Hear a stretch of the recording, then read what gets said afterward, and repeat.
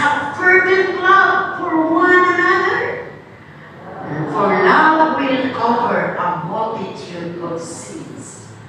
Be hospitable to one another without grumbling. As each one has received a gift, minister it to one another as good stewards of the manifold grace of God. Wow. If anyone speaks, let him speak as the oracles of God.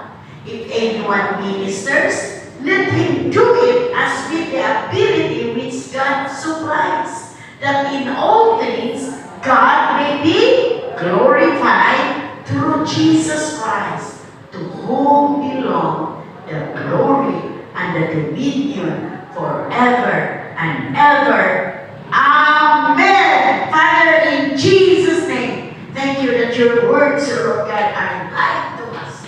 Thank you, Lord, that you can speak to us, Lord God, through your words. And thank you, Holy Spirit, for giving us the enlightenment na kung yung buhaton ako kay mo kini mo kabuhaton. Ang kisalit ka mo ang tanan sa ngalan ni Jesus, ikaw lang ang pasilungan, pasalamatan sa ngalan ni Jesus. Amen. You be seated. So,